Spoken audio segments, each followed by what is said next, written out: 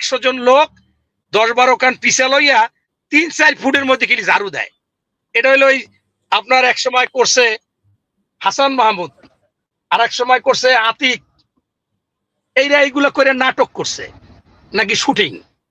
আমি অবাক হয়ে গেলাম, 5 মিনিটের ভিডিও 1-3 ফিটের মধ্যেই খালি ঘোরায় ঝাড়ু। এইটা কি দরকার ভাই? আপনি তদারকি করেন, আপনি পরামর্শ দেন যে এইখানে আজকে সুইপার আসে নাই, সে তো বেতন খাচ্ছে, সেই কাজটাকে ডেভেলপ করেন। আমিরের মতো লোক বলছে প্রতিদিন আমি আধা ঘন্টা থেকে 1 ঘন্টা করবো, একদিন করছে আর করে নাই। রোজার মুখে এগুলো বলেন কেন? আর করেন নাই। একজন আমির হইয়া আপনার দরকার কি? আপনার এই বয়সে ভাই ঝাড়ু দেওয়া, আপনার 66 বছর বয়স, আমি 61, আমি পারি না অনেক কিছু করতে। আপনার ঝাড়ু দেওয়া দরকার কি? এই সস্তা গুডউইল তো নেওয়া দরকার নাই। যাকে আইজিপি বানাইছেন এই ভদ্রলোককে আওয়ামী লীগ, উনি যখন এসপি হয় এবং পুরস্কৃত হয় আওয়ামী লীগের সময়, পরবর্তীতে জানে যে এই ডানপন্থী বা বিএনপি মাইন্ডেড, তারপর তাকে সাসপেন্ড কইরা একটা পর্যায়ে তাকে সাসপেন্ডের উপরই রাখা হয়। উনি মামলা করেছিল বা কিভাবে শেষ পর্যন্ত মামলায় জয়লাভ করার পরও তাকে সুযোগ সুবিধা দেওয়া হয়েছিল না।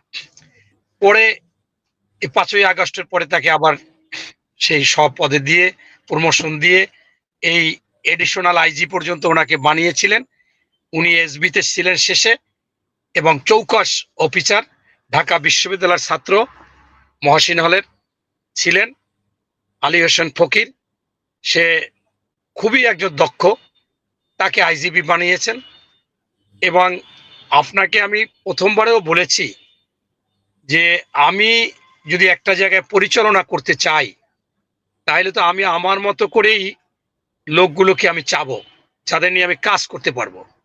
আমি ঢাকা বিশ্ববিদ্যালয়ে সাইকোলজিতে পাশ করার পর একটা নতুন সাবজেক্ট, প্রথম স্পেশাল এডুকেশন, সেইটার কোনো টিচার বাংলাদেশের ছিল না। ডিপার্টমেন্ট খোলার পরে ওই ডিপার্টমেন্টের চেয়ারম্যান হয়েছিল ডক্টর সুলতানা সারওয়াতারা জামান, সেক্টর কমান্ডার কর্নেল নুরুজ্জামানের ওয়াইফ।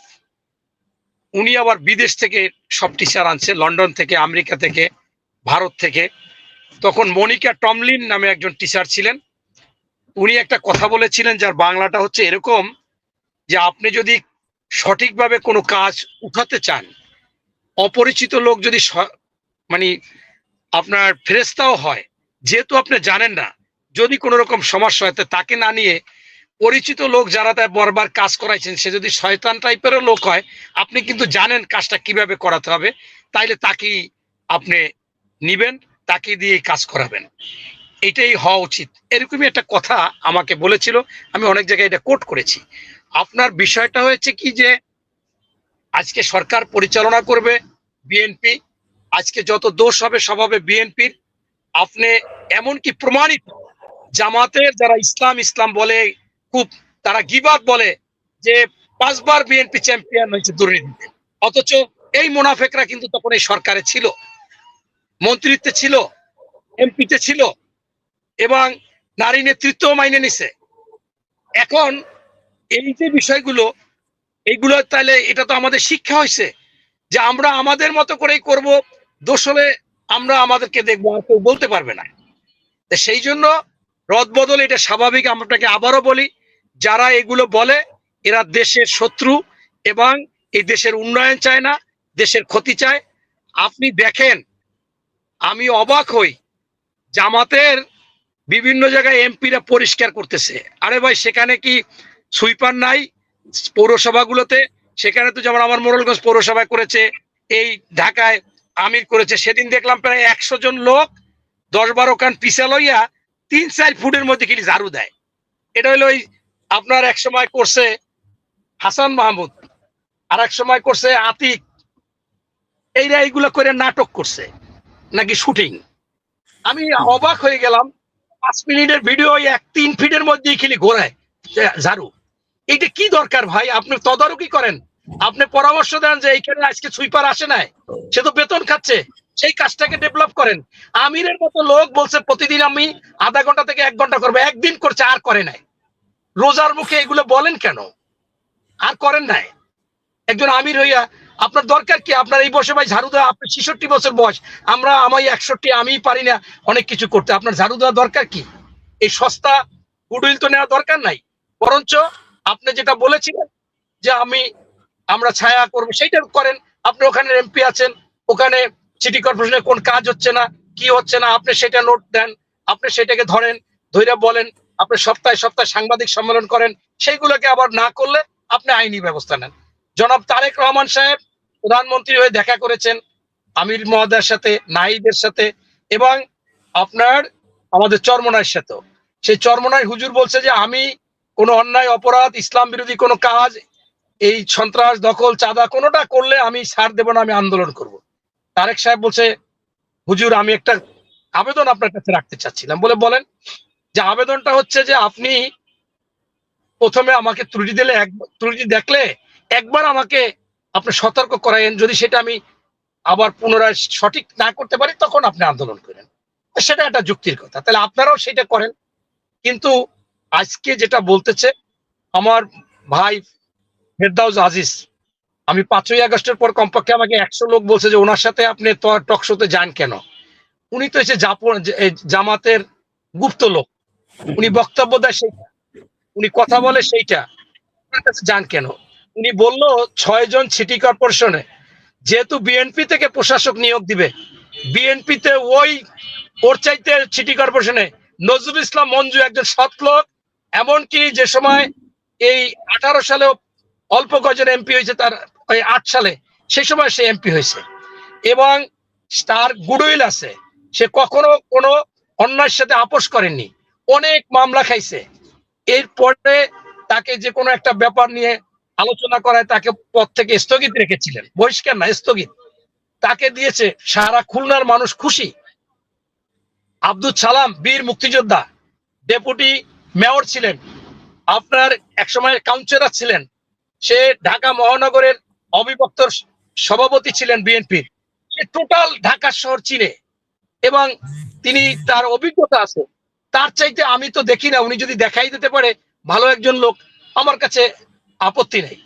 আপনার নারায়ণগঞ্জে 7 মার্ডারে আসামির যারা কেউ একজন উকিল থাকে না, কোনো দলের থাকে না, সেই সময় সাকোয়ার সাহেব ছিল, সেই সাকোয়ার সাহেবকে মেয়র বানিয়েছেন।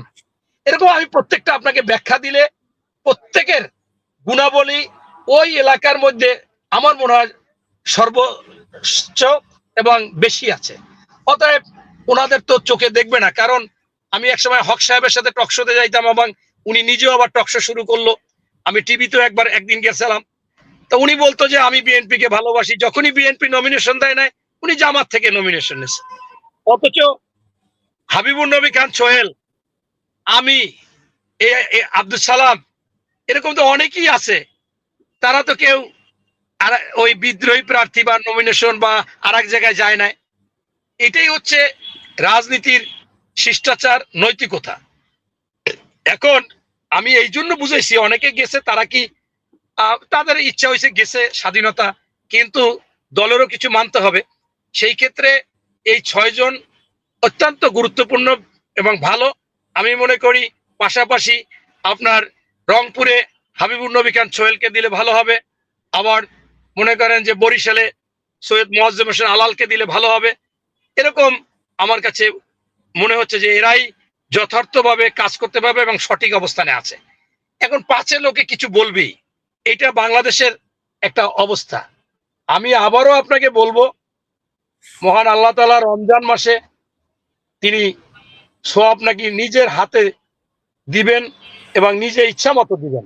সেই দিনে যারা ইসলাম বলে বা ইসলামের দলের সাথে সাথে আছে, পিছনে আছে, গোপনে থাকুক, সুপ্ত থাকুক, আর আমার মনে হয় একটু আল্লাহর দিকে তাকাইয়া একটু গীবত না কইরা ভালো কিছু বলা যায় কিনা, এটা আমি আবারও বলি। আমি ফেরদাউস আজিজ ভাইকে বলি, আমাদের 6টা সিটি কর্পোরেশনে এর চাইতে আর ভালো লোক, যোগ্য লোক আমার কাছে নাই। কারণ আমি একেবারে 111 থেকে চাকরি ছাইরা প্রভাষক ছিলাম সরকারি কলেজের, চাকরি ছাইরা 111-এ স্বাধীনতা অধিকার আন্দোলন দিয়া একটা ব্যানার করে ওই 111-এর বিরুদ্ধে প্রোগ্রাম করতাম, আমি সভাপতিত্ব করতাম, এই আসিফ নজরুলের আনতাম, এরপর এই বদিউল আলম মজুমদারের আনতাম, এরপর স্বাধীন মালিক সাহেবকে আনতাম, মানে এমন এমন লোক আনতাম, এরপর আপনার এই মাহমুদুর রহমান মান্নাকে আনতাম, তারপর সুব্রত চৌধুরী, এরকম লোক আনতাম যেগুলো 111 সরকার যাতে না ধরে। তো অতএব সেই থেকে আমি দেখে আসছি কে ভালো। আমি নিয়ে আসতাম, বেশিরভাগই প্রোগ্রামে আনতাম হইলে আমাদের ডক্টর জাফরুল্লাহ চৌধুরী স্যারকে। এবং পারিবারিক ভাবে আমার সাথে সম্পর্ক, আমার মেয়ের বিয়ে দিছি, লুঙ্গি পরে চলে আসছে। অতএব সবকিছু মিলাইয়া ইনশাল্লাহ আপনার এই টিমটা ভালো হয়েছে। ধন্যবাদ আপনাদের।